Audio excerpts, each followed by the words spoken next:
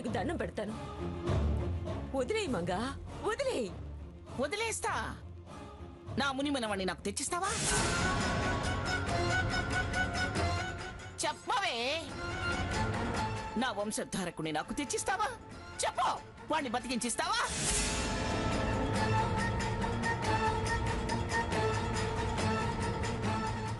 నా మనవడు మనవరాలు నా ఇంటిల్లి పాది అనుభవించిన బాధ, రోదన ఎలా ఎలా మర్చిపోతానే?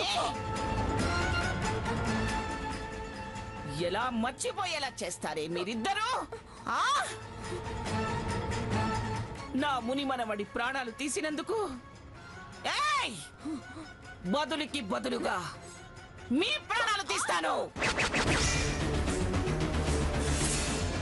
మంగా, నార్మై మంగా, దాన్ని వదిలే మంగా. మంగా,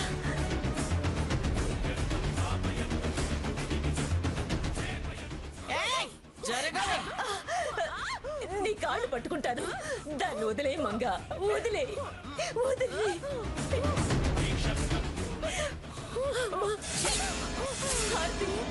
ఇది చస్తే గాని నా కోపం చల్లారదు. దీని శవాన్ని చూస్తే గాని నా మనసు శాంతించదు. ఇది కాటికెడితే గాని నా కసి తీరదు. వాళ్ళ చావేదో వాళ్ళు చేస్తారులే అత్తయ్య. ఆ పాపం మీకెందుకు అత్తయ్య?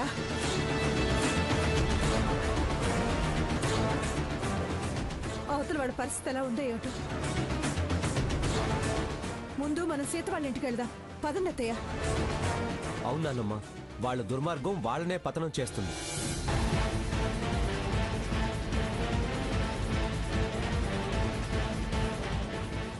మనం అక్కడికి వెళ్దాం. పదనానమ్మా. సాకేత్ కూడా అక్కడికే వెళ్ళాడు. ఏం జరుగుతుందో ఏమో. పదనానమ్మా. ఏయ్, దాన్ని చంపి దాని స్థానంలో నువ్వు చేరదాం అనుకున్నావటే? వాడంతా అసహించుకుంటుంటే వాడి భార్య ఎలా అవుదాం అనుకున్నావే? చేసిందంతా చేసి మళ్ళీ దీన్ని కబురు చేసి పలకరింపు వంకతో వెక్కిరింపులకు పంపిస్తావా? ఏం ఆడవాళ్లే మీరు? ఇంత గుండెలు తీసిన బంటుల్లా చేస్తే అన్ని హంగులతో అర్ధబలం అంగబలం అన్నీ ఉన్నదాన్ని నేను. నాకు తెలిస్తే మిమ్మల్ని నేను ఎలా బతకనిస్తాననుకున్నారే? అత్తయ్య గారు, వీళ్ళ సంగతి మనకెందుకు? మనం వెళ్దాం పదండి. అసలే స్వర్ణ చాలా ఆవేశంగా ఉంది. మళ్ళీ అక్కడికి సాకేత్ కూడా వెళ్ళాడు. మీరు కూడా లేకపోతే ఏం జరుగుతుందో ఏమిటో. నా భర్తుండగా ఏం జరగదు. ఏ ప్రమాదం జరగనివ్వరు. కానీ వీళ్ళని ఇలా వదిలేసి ఎలా పెడతాం? స్వర్ణ ఆవేశపడితే ప్రమాదం అన్నారు నాన్నమ్మ. తాతయ్య ఉండి మాత్రం ఏం చేస్తారు? సాకేత్ కనిపిస్తేనే ఇరిటేట్ అయ్యే మనిషిని ఎవరు కంట్రోల్ చేస్తారు? విన్నారా? విన్నారంటే మా ప్రేమలు ఆపేక్షలు మాకు తెంపులు పెట్టి మా సంసారాన్ని ముక్కలు చేసి ఒకరికొకరు కాకుండా చేసి మీరేం చేద్దాం అనుకున్నారే? బుద్ధి తక్కువ శాంతిల్లారా. నాకిప్పుడు వెళ్ళడం ముఖ్యమైంది కాబట్టి వెళ్ళాల్సి వస్తుంది. అలాగని మిమ్మల్ని వదిలిపెడతాననుకోకండి. తొక్కి నరం తీస్తా. నర నరానికి సూదులెక్కిస్తా. నా మనవని పిచ్చాన్ని చేసి ఆడిస్తారా? లేని అలవాట్లు చేసి చెడగొడతారా వాణ్ణి? అన్నీ చేసి నా పెంపకానికి మచ్చ తెస్తారా? వదల్నే వదల్లో. మిమ్మల్ని చచ్చినా వదిలిపెట్టను. ఏయ్, ఎన్నెన్ని మాటలన్నావే వాణ్ణి నన్ను? వాణ్ణి కోదండరాముడు కాదు కొంటకృష్ణుడు అంటావా? సాకేత్ రాముడు కాదు. అత్తయ్య గారు ప్లీజ్ రండి వెళదాం. వీళ్ళని ఇక్కడ వదిలిపెట్టి ఎలా వెళతామే? రఘురామ్, వీళ్ళు గేట్ అవతలకు వెళ్ళేంత వరకు గెంటి రారా. పోవే పోవే భాగీరథి. నా మనవణ్ణి మనవరాన్ని కలిపి ఇంటికి తీసుకొస్తా. వాళ్ళు కుదుట పడ్డాక మిమ్మల్ని కాటికి పంపే ప్రయత్నంలో ఉంటా.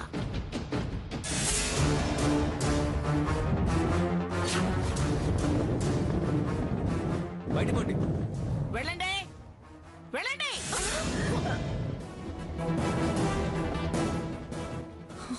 వెళ్ళండి. మీరెక్కడికి? మీరిద్దరూ నాతో రావాలి. నా మనవడి ముందు, నా మనవరాలు ముందు మీ నిజానిజాలు చెప్పాలి. వాళ్ళ అత్తగారికి మామగారికి కూడా వాస్తవాలు తెలియాలి. రఘురామ్, వీళ్ళని కూడా కారెక్కించరా. తీసుకెళ్ళావు. పదండి, రండి.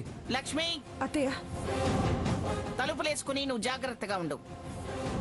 ఈ దొంగ కుక్కలు మళ్ళీ చేరినా చేరతాయి. అలాగే అత్తయ్య గారు.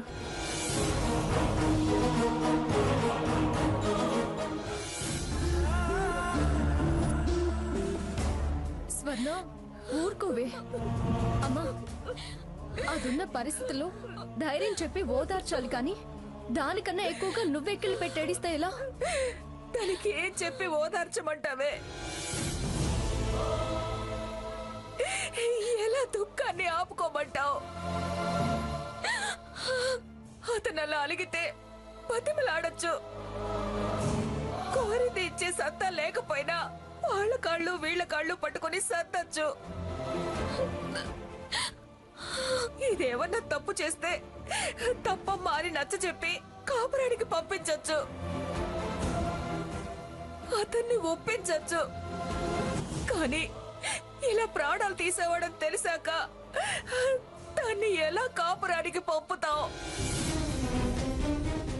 దీనికి ఏం ధైర్యం చెప్పి సర్దుబాటు చేస్తావు? అదున్న పరిస్థితి చూసి ఏడవడం తప్ప చేయగలిగిందేమీ లేదే. అమ్మా, అప్పుడే అంతా అయిపోయినట్టు నిర్ణయాలు తీసుకోకు. అంటే ఇంకా ఆయన గారు ఏం చేయలేదంటావా? అంటాను. నా కళ్ళతో నేను సాకేత్ ప్రవర్తన, పరివర్తన, పశ్చాత్తాపం చూశాను గనుక అంటాను. నేరం చేసిన వారు ఎవరైనా ఎవరి ముందు చేయలేదని అబద్ధం ఆడినా, బుకాయించినా, దబాయించినా దేవుడి దగ్గర మాత్రం అబద్ధం ఆడరు. ఇంట్లో దేవుడి ముందు అరచేతిలో కర్పూరం వెలిగించి తన గోడు చెప్పుకున్నాడు. గుడిలో తన బాధ చెప్పుకున్నాడు. భగవంతుడా, నన్ను మన్నించు, ఎప్పుడూ ఏదో చేయొచ్చు, కానీ ఇప్పుడు ఈ తప్పులు నేను చేయలేదు, నా స్వర్ణని రక్షించు, దానికి మేలు చేయని మొక్కుకున్నాడే. బిచ్చగాళ్ళని చూస్తే ఆశయంతో వాళ్ల మీద చేయి చేసుకునే సాకేత్ ధర్మం చేస్తూ, మీరందరూ నన్ను కాదు దీవించేది, నా స్వర్ణని దీవించండి అని అడిగాడు. అమ్మవారి కుంకుమని నుదుటిన దిద్దాలని ఆరాటపడ్డాడు. అక్క, ఈ విషయాలన్నీ నువ్వు చెప్పటం, నేను నాటకమని కొట్టిపారేయడం జరిగిపోయింది. మళ్ళీ మళ్ళీ పాత పురాణం వల్లించకు. పాత పురాణం ఏంటే పాత పురాణం? అతనిలో మార్పు రావడం స్పష్టంగా నేనే కాదు, రఘు కూడా చూశాడు. అతని మార్పు మీద నాకు నమ్మకం ఉంది. అతని మార్పు మీద నాకు నమ్మకం లేకపోతే నీకు అబద్ధం చెప్పి నీ బ్రతుకుని ప్రమాదంలో పడేస్తానా?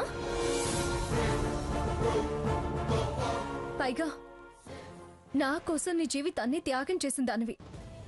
నేనంత కృతజ్ఞత లేని దాన్ని కాదు, నీ మీద ప్రేమ లేని దాన్ని కాదే. నువ్వు లక్ష చెప్పు, నేను మాత్రం నమ్మనుగాక నమ్మను. నా దృష్టిలో హంతకుడే.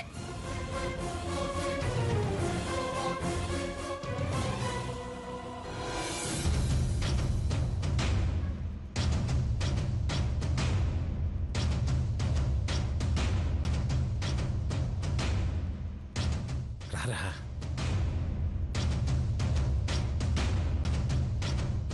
ఆగు. ఎందుకు ఎందుకు మళ్ళీ మా ఇంట్లో అడుగు పెట్టావు?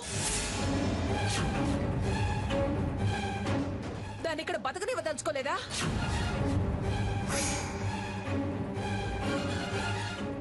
మర్యాదగా వెళ్ళు, వెళ్ళి ఇక్కడి నుంచే. ఎవరు ఉండరు, చాటుగా వచ్చి చంపేద్దాం అనుకున్నావా? మేము వచ్చేసాం. మీ దుర్మార్గం సాగనివో. వెళ్ళండి ఇక్కడి నుంచి. అయ్యో, ఎందుకమ్మా అంతంత మాటలంటావు? నీ ఆవేశం నేను అర్థం చేసుకోగలను, కానీ నా మాట కూడా కాస్త వినిపించుకోండి. ఎప్పుడైనా ఇతను మా మాట విన్నాడా? వినిపించుకున్నాడా? ఇప్పుడు మేమెందుకు వినాలి? వినం. వినదలుచుకోలేదు. మర్యాదగా వెనక్కి తిరిగి వెళ్ళండి. మీరనుకున్నంత తప్పు వాడేం చేయలేదమ్మా. ప్రాణాలు తీయాలనుకోవడం మీకు తప్పనిపించడం లేదా?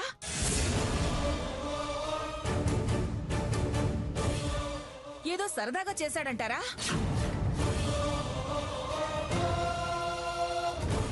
ప్రాణాలు ఎలా పోతాయో చూద్దామనుకుని కాళ్ల కింద ఆవుదం పోశాడా? లేక చిన్నతనం తెలియదంటారా?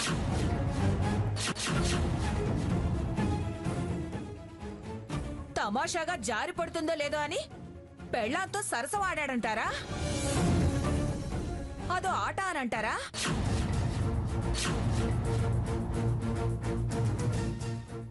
వాడేం చేయలేదని ఎంత తేలిగ్గా అంటున్నారు? దాని బిడ్డ పోవడానికి కారణమైన మనిషిని వెంటేసుకుని వచ్చి పైరవీలు చేసి పతిత్తంటూ పట్టుకొచ్చారా?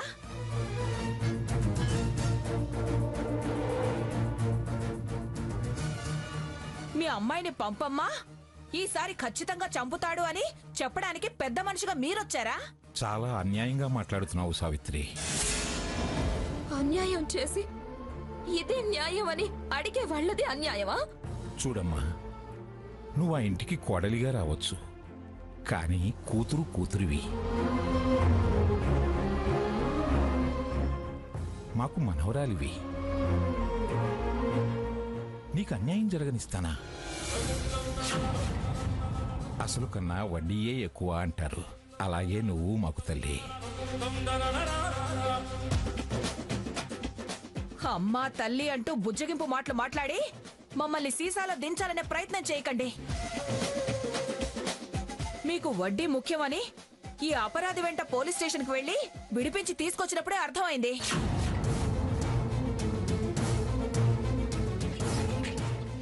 ఈ పెద్ద మనిషికి అసలే బరువై దాని బిడ్డ భారమై వదిలించుకోవాలని చూశాడు.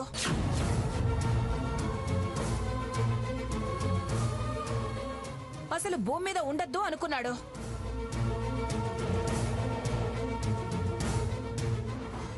మేం మీకు అన్యాయం జరగనిస్తామా అంటున్నాడు. ఏ న్యాయం చేస్తారు?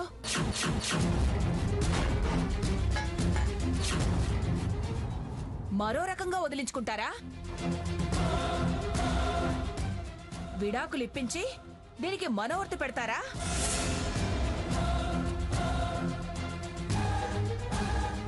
స్వర్ణ ఈ హంతకుణ్ణి నమ్మి రాదు.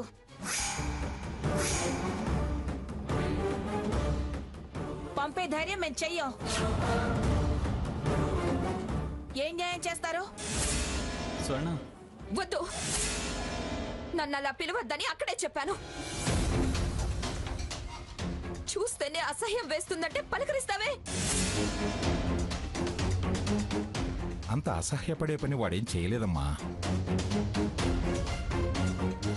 మీరనుకుంటున్నట్లు వాడిని మేమేం విడిపించుకుని రాలేదు, వివరించి వచ్చాం. మరో గంటకో గంటన్నరకో అన్ని విషయాలు తెలుస్తాయి. ఎవరు కుట్ర చేశారో బయటకు వస్తుంది. అందాక కాస్త ఓపిక పట్టమ్మా. శాశ్వతంగా దూరం పెంచే మాటలు మాట్లాడకమ్మా స్వర్ణ. అవి గుర్తుకొస్తే రేపు కలవటం కష్టం అవుతుంది. ఏమన్నారు? కలవటమా? అది కళ్ళ. తెలిసి తెలిసి మళ్ళీ ఆ ఇంట్లో అడుగు పెడతానా? అలా అనుకు స్వర్ణ. తాతయ్య అన్నట్టు నేను దోషనో నిర్దోషనో కాసేపట్లో తెలుస్తుంది. ఇంటికి వెళ్దాం రా స్వర్ణ. కాటికైనా ఇష్టంగా వెళ్తాను కానీ కష్టంగా ఆ ఇంటికి మాత్రం రాను.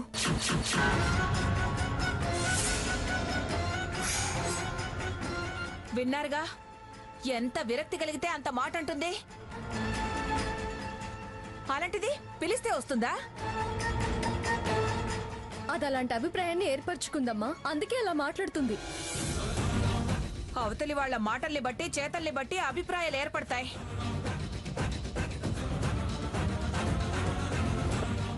నేను దాని కన్న తల్లినే. నీ మనవడికి కట్టుకున్నది కనబోయే బిడ్డ బరువేమో కానీ నా బిడ్డ నాకు బరువు కాదు.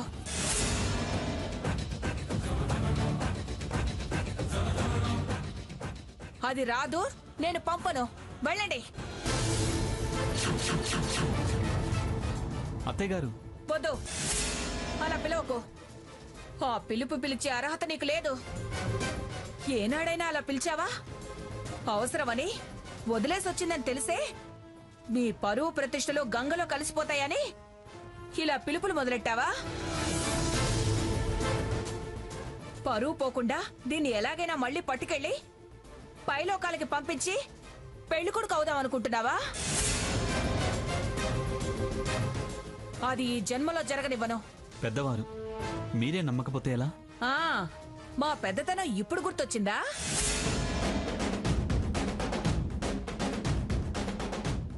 పేదతనం వెక్కిరిస్తూ ఎన్నిసార్లు మమ్మల్ని మెడపట్టి మీ ఇంట్లోంచి గెట్టలేదు?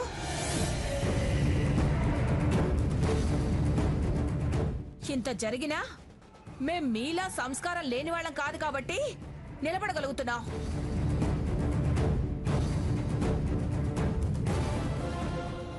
మర్యాదగా వెళ్ళండి. మిమ్మల్ని గెంటి మాకు మేంగా పద్ధతి తప్పేలా చేయకండి. వెళ్ళండి. ఏంటే పద్ధతి తప్పేది తప్పింది? అయినా వీళ్లతో మాట్లాడేమిటి? మీరు పదండి లోపలికి.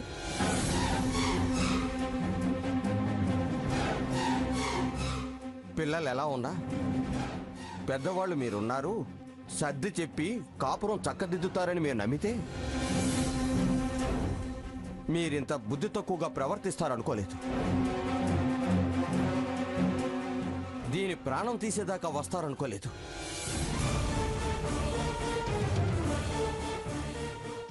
ఇంకా మీకు మాకు ఏముందని వచ్చారు? రామచంద్రయ్య, నువ్వు వాళ్ళలాగే ఆవేశపడితే ఎలాగయ్యా? అది నేను దీని కన్న తల్లిదండ్రులం. మా బిడ్డ బతుకు బుక్కి చేయాలని చూస్తే ఇద్దరం ఒకేలా స్పందిస్తాం. పాఠశాలకి పిలుద్దాం అనుకున్నాను. కూతురు బాధగా భారంగా ఒళ్ళు పట్టుకు రావాల్సిన బిడ్డ మట్టి బిడ్డల్లో కలిసిపోయింది. నాన్న అంటూ కన్నీళ్లతో వస్తే ఆ ఘోరం జరగడానికి కారణం ఈ పుణ్యాత్ముడని తెలిసాక ఎవరు ఓపిక పట్టరు. వియ్యాల వారని వినయంగా మాట్లాడాలా? అలా మాట్లాడితే వాళ్ళు కన్నవాళ్లే కాదు, క్షమిస్తే మనుషులు అనిపించుకోరు. మేం మనుషులు అన్న ఇంగితం మరిచి పశువుల్లా ప్రవర్తించేలాగా చేయకండి. నేనైనా మా అమ్మ అయినా నాన్నైనా వెళ్ళమని చెప్పేది మిమ్మల్ని. వెళతారా? నిలబడి మా నాన్న అన్నట్టు పశువులు అనిపించుకుంటారా?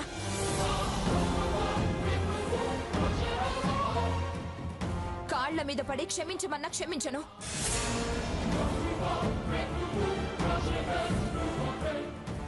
ఎన్నిసార్లు ప్రాధేయపడినా అడిగినా నేను రాను, నా నిర్ణయం మారదు. మీ మీదున్న అభిప్రాయం మారదు.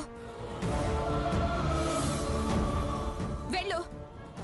వెళ్లకుండా ఇక్కడే నిలబడితే ఇరుగు పొరుగుని పోగేస్తా. తలోక తన్ను తన్ని తరిమేస్తారు. స్వర్ణ, ఏమిటమ్మా అది? కాసేపు కాసేపు కాదు కదా, ఇంకొక్క క్షణం కూడా ఆగను. వెళ్ళండి.